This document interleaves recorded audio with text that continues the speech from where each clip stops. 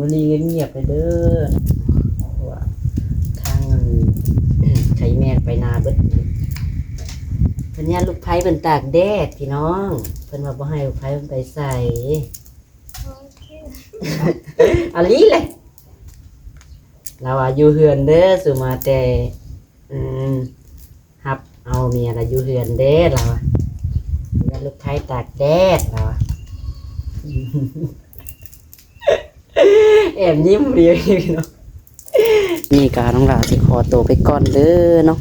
จังไดก็ไว้พอกันคลิปหน้าพี่น้องสำหรับที่นี่ก็สิขอกล่าวคำว่าเนาะสบายดีเป็น FC บัดสุขุสุขคนบ๊ายบายกล้องในเพิ่นจังซี่แต่ว่าเนาะ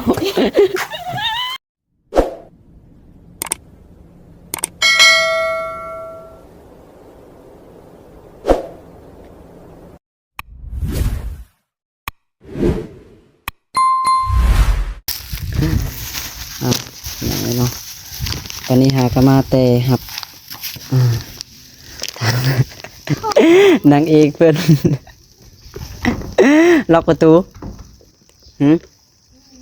มาทางที่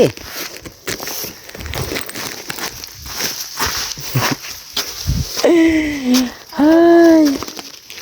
นี่กระเป๋าเพิ่นก็ได้กระเป๋านะฮะไปส่งอยู่ไสฮะถ่ายคลิปแล้วส่งไม่กล้าหาในเสกแบ่งรถเผาก้อนส่งกันเช้าเมื่อยมันกว่าหากระมานี่มาไกลๆนี่อันนี้มาจับกล้องให้เลยกระเป๋าเขาเฮือนนี่โอ้ยสบายดีนึงจ้อยจับกล้องให้เลยหากระมานี่จ้อยเอ้ยมึนมั้ยหอด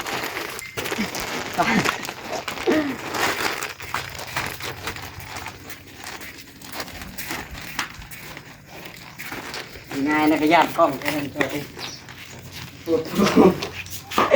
แช่เดี๋ยวส่วน FC มาเบิ่งของฝากของตอนเพิ่นก่อนเพิ่นเอามาฝากงาเพิ่นดิใส่นี่พี่น้องนี่เนาะเอามาพี่เดี๋ยวจะออกไปซื้อน้ำปั้นให้น่ะเอามาพี่ก่อนมาเข้ากล้องกันจังหน่อยนึงหากระฮอดพี่น้องเอ้ยมึนปอมีอย่างอันนี้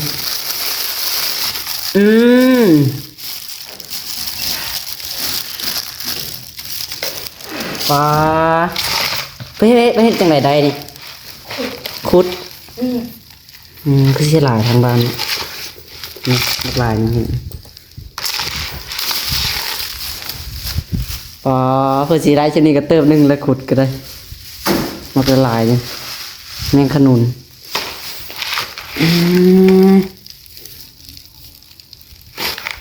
อันนี้แหละอีเมลเราจมยากอยู่เอาไว้เดี๋ยวไปซื้อน้ำปั้นมาให้ดอก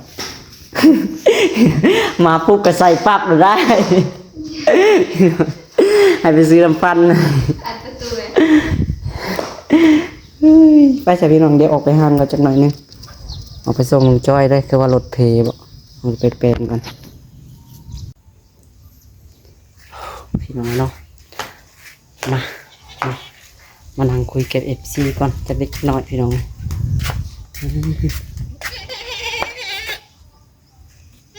เอาพี่น้องเนาะโดยทักทายเนาะสบายดีและสวัสดีเนาะพ่อแม่พี่น้องวัดสุขุสู่คนพี่น้องเลยบ่ว่าสิเป็นพี่น้องทางไกลหรือว่าทางใดก็แล้วแต่พี่น้องเนาะกันยินดีต้อนรับเนาะทุกท่านเข้าสู่ช่องน้องสลาอีกคือเก่าคือเดิมพี่น้องเลยเพิ่มเติมก็คือในมื้อนี้พี่น้องเนาะบ่ได้ไปเวียกไปงานเด้อพี่น้องเด้อเนาะหากมาแต่หันฮับทางน้องรันเพิ่นพี่น้องเนาะเพิ่นมากก็บ่ได้บอกว่าทำตาม บ่ได้บอกว่าทำเพลงนะพี่น้องเนาะบ่ได้ว่านะเพิ่นปัดเฮือนอนามัยเฮือนอยู่ตอนนี้ก็ได้เนาะเอาจังได๋ก็เดี๋ยวน้องละสิไปถ่ายให้ FC เบิ่งพี่น้องเนาะพอได้มีคลิปลงพี่น้องนี่จังได๋ก็ฝากเป็นกำลังใจทางน้องละนี่เด้อเนาะเอาจังได๋ก็ได้มาเฮือนก็ เงาๆแน่พี่น้องมื้อนี้เนาะทางอันน้องๆเพิ่นไปให้ไปหน้าบ่ได้พี่น้องเนาะทางน้องจ้อยก็น้องละเอารถเพิ่นไปแป้งแล้วก็ ออกไปหน้าเลยเพิ่นก็ได้เนาะทางน้องวีน้องคันว่าน้องกุยทองพี่น้องนี่โอ้ยเพอยู่จักคนเนาะมื้อนี้อยู่แต่น้องหลากับทางน้องดันเพิ่นพี่น้องหากันมาแล้วทางแม่เพิ่นว่าให้อยู่เฮือนเด้อว่าซั่นบ่ให้ไปทางใดพี่น้องอยู่เบิ่งเฮือนเบิ่งแบ่นี่แหละเนาะแบ่ก็ยังทันได้ปล่อยอยู่พี่น้องเดี๋ยวจังหน่อยน้องหลาสิไปปล่อยแบ่เนาะตอนนี้ทางอันนางเอกเพิ่น กำลังปัดเฮือนอยู่พี่น้องนี่กำลังทำความสะอาดบ้านอยู่เนาะมากับเพิ่นก็เห็นเฮือนหกเราปัดอนามัยเด้อพี่น้องเอาจังใดก็ได้เดี๋ยวไปเบิ่งบรรยากาศนำกันพี่น้องนี่ถ่ายพอแต่นี่แหละพี่น้องเนาะพอได้มีคลิปลงให้ FC เบิ่งเนาะบ่ได้ไปวิไปงามก็ได้เนาะเอาพูดแหละพี่น้องเอ้ยคือว่ามีแว่วๆอยู่ทางงานเรือนซานบ้านน้องแต่ก็ได้เนาะทางน้องลานเพิ่นก็มาแล้วปัดบีเวียกมาเดี๋ยวน้องหลานสิชวนเพิ่นไปนำเนาะไปเป็นตากล้องให้จ้าพี่น้องเอ้ยเนาะเป็นตากล้องจับกล้องให้น้องหลานสิเฮ็ดเวียกให้เพิ่นถ่ายคลิปเนาะอยู่พูดแหละพี่น้องเอ้ยบ้านดงแงวเนาะถ้ามีโอกาสไปว่าซั่นเนาะเอาเดี๋ยวไปเบิ่งน้องกันพี่น้องเอ้ยเดี๋ยวน้องหลานก็ขออนุญาตไปปล่อยแบ่ก่อนพี่น้องเนาะแบ่ยังทันได้ปล่อยด้วยนะห้องอยู่จังว่าจะกินน้ำกินในไปจักพี่น้องเอ้ยมาเยี่ยมเบิ่งอันนี้ก่อนพี่น้องปล่อยแบ่ก่อนเนาะ คือสิอยากกินน้ำเลยล่ะเบิ่งพี่น้องนี่มันสายแล้วเนาะตอนนี้ก็11 โมงแล้วได้พี่น้อง11 โมงแล้วนี่แอนมาโอ้ยอยากออกเลยไปแล้วแม่น้องจ้อยเพิ่นปล่อยเด้อบ่โอ้เพิ่นปล่อยแล้วไปนี่ได้พี่น้องเอ้ยแบ่ก็ได้กำลังใหญ่เนาะ ทูนี่ลูกมันก็ได้ที่ว่าได้ตอนก่อนนะพี่น้องใหญ่เลยเนาะ2 ตัวนั่นแหละตัวแดงกับตัวขาวนะพี่น้องเลย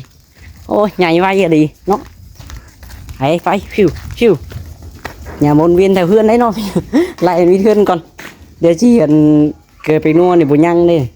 เอาขาบไปเลยได้เลยพี่น้องเดี๋ยวไปเบิ่งทั้งเพิ่นก่อนประเทศอีกอย่างตอนนี้พี่น้องเลย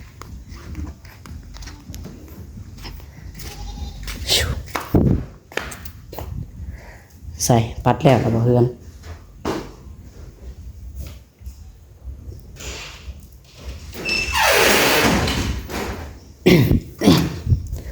เอาแม่ขนมไปไหว้ก่อน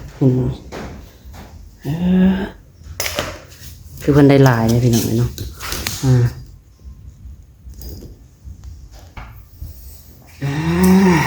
พี่น้องตายเบิดบ่จักแม่งขนุนนี่ เพิ่นแล้วกูให้กินเนาะอยากลองกินฝีมือเพิ่นจากมือนะเพิ่นจะอาบน้ำอยู่พี่น้องเพิ่นเข้าอาบน้ำอยู่ปลาพอแห้งแล้วเพิ่นสิได้ขุดในกระดานเนาะมือโพงมาเลยเพิ่นพี่น้อง คนให้บ่เคยอันนั้นนี่ซ้ำ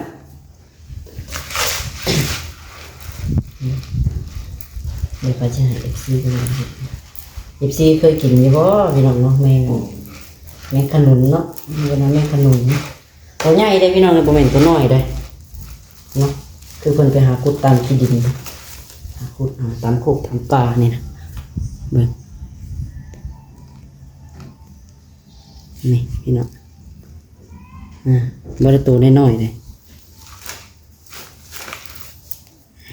ขุดจักมือเพิ่นจังได้นี่มือเดียว2 มือครึ่งมือเดียวครึ่งมือบ่เบิดมือซ้ำคิดว่าไปเบิดมือเว้นซะเนาะไปเขียวอาบไปว่ายน้ำนะอาบแล้วมาคั่วให้กินเด้อ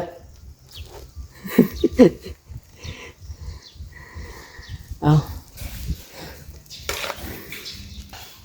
ตัวเขากับเข่าผลเมียนเบิดเลยเนาะ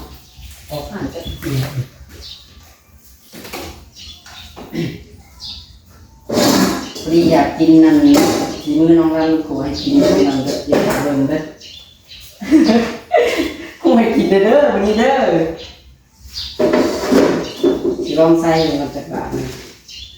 าน้ำแล้วก็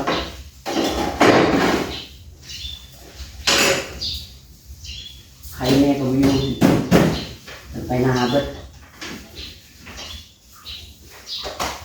ไปเดี๋ยวไว้หลอกนี่ดูกันเนาะเป็นปัดแล้วก็ได้อนามัยเรียบร้อยตัวพี่น้องเนาะเป็นอนามัยสะอาดอะไรนี่เท่าเรียบร้อยเนาะยังได้ขังบ้านนี่น้องหลานยังทันได้อนามัยพี่น้องดูอนามัยเฮือนก่อนพี่น้องเลยวันนี้เนาะทางนี้ยังทันได้อนามัยได้พี่น้องเลยเดี๋ยวจะจัดสอบทานในข้างในก่อนสอบทานก็ยังทันได้จัดเลยนี่จัดยับเข้าไปแจก่อน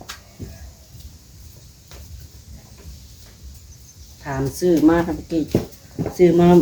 เศร้า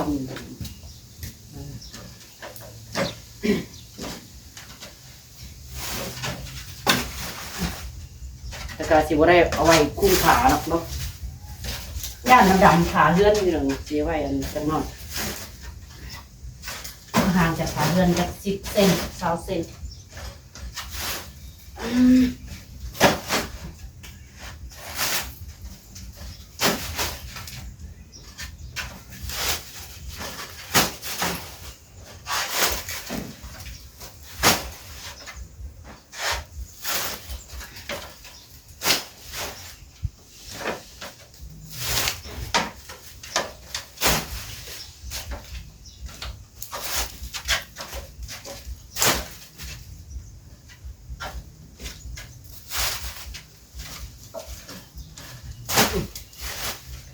นี่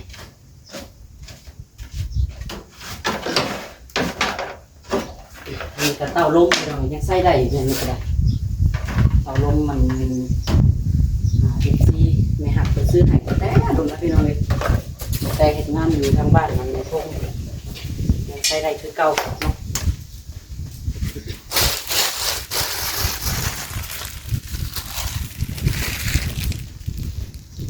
าะพี่น้องเนาะพอดีเห็นน้องวีเป็นแซดมาอยู่เมื่อกี้นี่เพิ่นว่าจังได๋ให้ซื้อปีตูเด้อเพิ่นว่าเพิ่นได้เฮ็ดได้พี่น้องเพิ่นไปหาเฮ็ดปวกออกทางบ้านเนาะเอาจังได๋ก็เดี๋ยวรอก่อนพี่น้องเอ้ยเฮือแต่น้องฮ้อนเดี๋ยวรอทางอัน เบบีเพิ่นอาบน้ำแล้วก่อนเนาะจังสิได้ถ่ายให้ FC เบิ่งต่อพี่น้องเนาะเดี๋ยวขอแอบดังไฟก่อนพี่น้องเนาะดังไฟถ่ากันโอ้ยพี่น้องเนาะ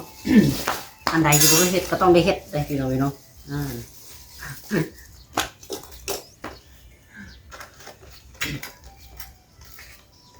อีเมียล่ะบ่คือเก่าพี่น้องได้เมียล่ะบ่คือเก่าเลยพี่น้องสิ่งใดที่เฮาบ่เฮ็ดก็ต้องได้เฮ็ดทุกอย่างเพื่อครอบครัวเฮาเด้ดังไฟถ่านก่อน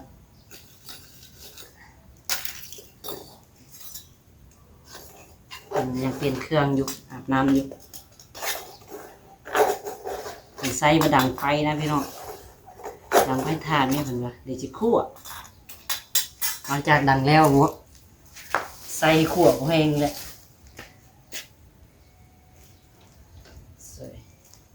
พามีดไปใส่เบิดเนี่ย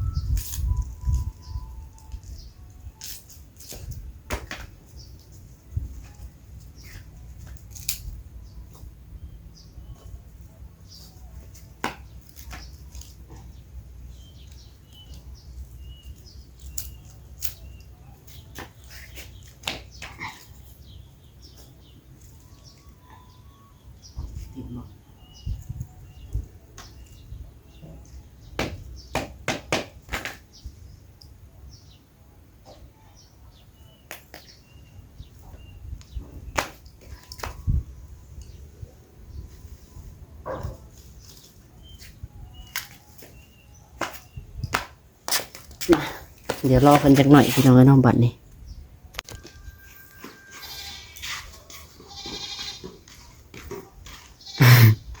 โซเชียลออกมาจากเฮือนก็ได้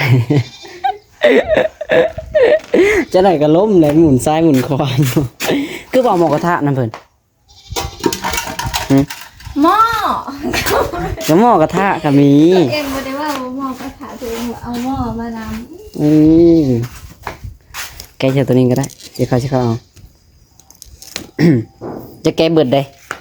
แกะพวกกินอิ่มแล้วก็ยาเอาไว้ให้ ำ เขา ไม่ขวบไปเลย หืม มันก็ตายดิ มันบ่ตาย ตายเพิ่น มันบ่ตาย มันตาย ใครสิกลัวเบิดเดี๋ยวใครแม่มาเดี๋ยวเขาเฮ็ดเองกลัวนะแล้วนะมันบ่ตายนะมันไตอยู่นะ มันก็ตายแล้วมันก็ มันบ่ครับมันบ่ตายใส่ตู้ไว้น่ะมันบ่เป็น ตาย อืม มันก็สิตาย บ่ว่าเบิด เบิ้ง ยานีแม่เรามักอันนี้เฮ็ดอย่างอื่นนำเลยแกรถ โครงดิ หึ มีโครง มี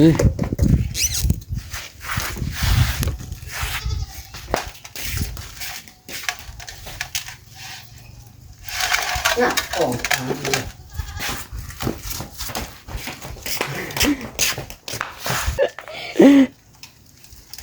เอาเดี๋ยวมาเบิ่งสูตรเพิ่นก่อนสูตรเฮ็ดกิน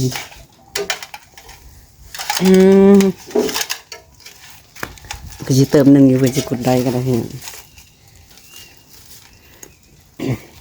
ลองบอกกับ FC ดูเป็นบ่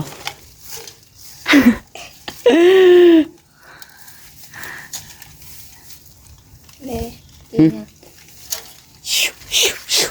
ชิวอ้าวชิวชิวชิวชิวชิวชิว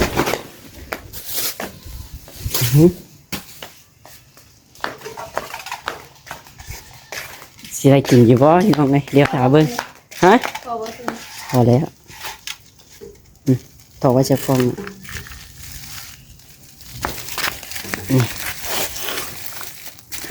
ไปครึ่งมือดิครับพอแห้งแล้วเนาะคือสิได้ก็ได้เห็นจมอยู่พี่น้องเลยเป็นว่ามือโพงเบิดเป็นว่าไปกับไผ่ ใครนี้ จักโตเลยนับอยู่ปะบ่ได้นับ น่าขยัน ยันว่าหนามันยังไปตายบ่มันไตอยู่น่ะ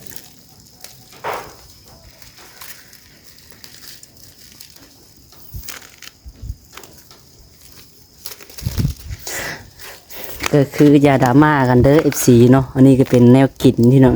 แนวกินตามอันบ้านนอกบ้านนาเฮาเนาะก็สิประมาณนี้แหละพี่น้องได้อันนี้ก็ดีก็โอ้ได้กินดีกว่าถือว่าตึกดึงเลยพี่น้องไปสิได้กินแมงกะพรุนก็ได้ต้องไปหาตามป่าไปหาคุดเพื่อสิได้ก็อ๋อแบนี่เนาะตั้งขี้ดื้อเลยยังไง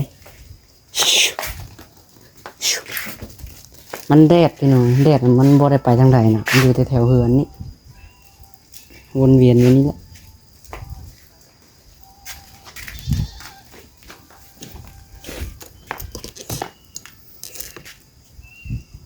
อย่าไปป้ากล้องได้ที่เขาเอาหม้อกันยินบ่ดีๆได้บอกกับ FC รถ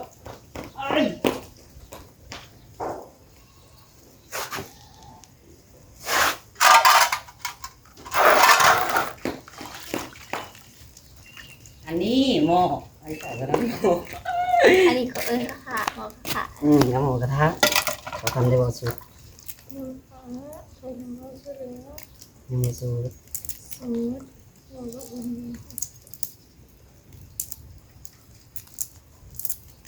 ตัวยังอ่อนอยู่มันเลยแก่กันตัวแก่กันตัวอ่อนกัน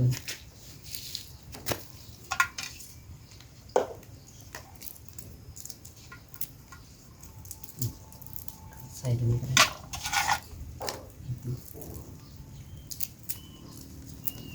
ปิดปีกก่อน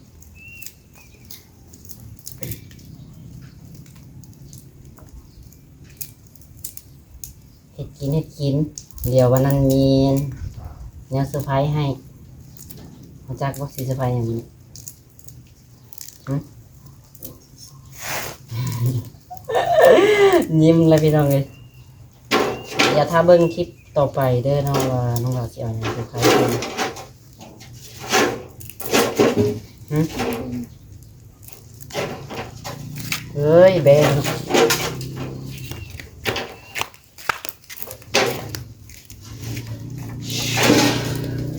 สวยไปทางไหนนอนนี่นะเอาอย่างนี้นะหึ แน่แน่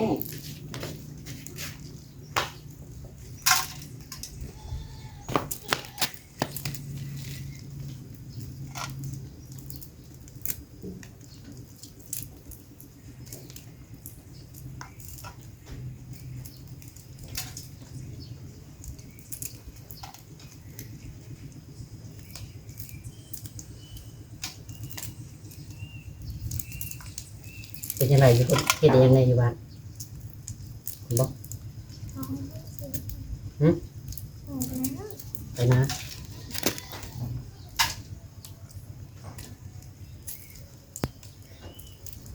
ไปนะแล้วก็นอน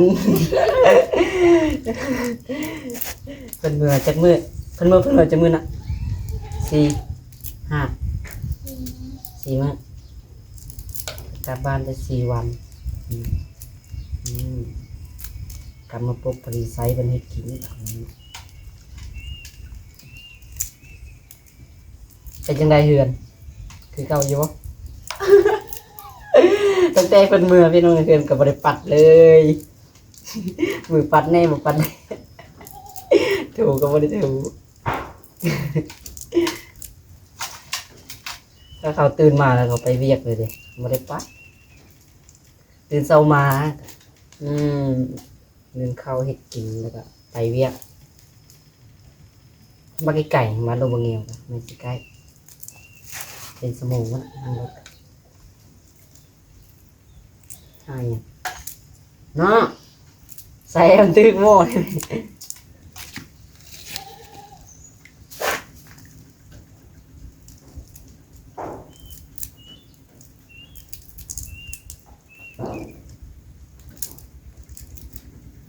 มื้อนี้เงียบๆเลยเด้อเพราะว่าทางใช้แม่ไปนาเบิดเพิ่นย่านลูกไผเพิ่นตากแดดพี่น้องเพิ่นว่าบ่ให้ลูกไผเพิ่นไปใส่ โอเค อันนี้เลยเราว่าอยู่เฮือนเด้อสุมาแต่อืมฮับเอาเมียเราอยู่เฮือนเด้อเราอะย่านลูกไผตากแดดเราอะ แอบยิ้มเรียวพี่น้องเป็นจังใดหญ้าเพลงอยู่ได้ไปเลยหญ้าเพลงขึ้นจะได้ให้ลูกไผตากแดดเราอะจะเพิ่นพากันไปนาเบิดเฮือนได้พี่น้องธันวาก็ไปธันวาก็ออกไปนาเบิดมันก็อยู่มันนี่จะเห็นแต่ไอ้จ้อยอยู่เลยควายไอ้จ้อยไอ้จ้อยควายเด้ควายเด้ควายจะไว้ใส่เพิ่นเอาไปนาแล้วดีจ้ะจะกินแล้วข้าววันนั้นมากินข้าวเด้อ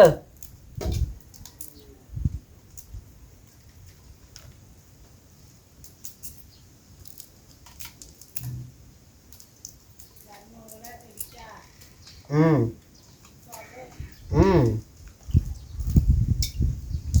น้องจอยก็จะไปไหนไปนาไม่ไปนาอยู่เห็นจังไหนมันปิดแล้วล่ะเซินครับเซิน เซินครับ ปิดแล้วล่ะเพื่อเจจังไดกะเดียวถ้าเบิ่งตัวนี้ก็สิเอาไว้อ่าต้นหญ้าเพิ่นนะตัวนี้นะเนื้อหญ้าเพิ่นแพงด้วยจ้ะเพิ่นก็ต้องแพงคืนนั้นเด้เพิ่นก็ยัง จะตัดเด้ เ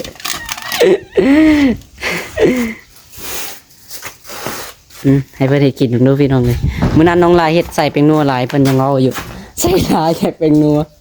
แต่เขาบอกว่าใส่หลายเซฟหลายใส่น้อยเซฟน้อยนี่พอปิดปีงมาเราก็สิได้ประมาณนี้เนาะ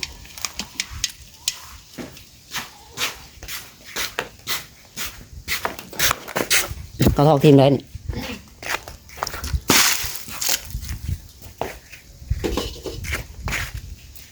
คือขั่วเอาได้พี่น้องเลยบ่ได้ทอดเนาะ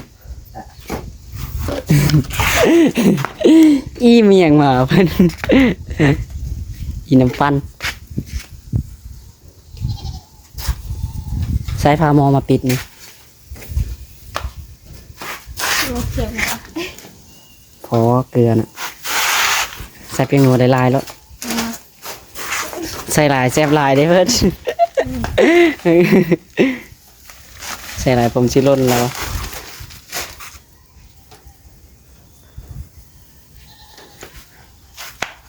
นี่ไว้ในผมนะ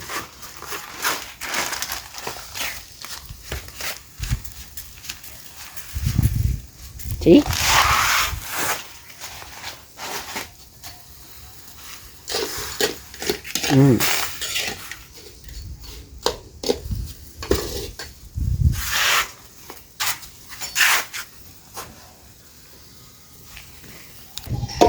ไปซะพี่น้องเลย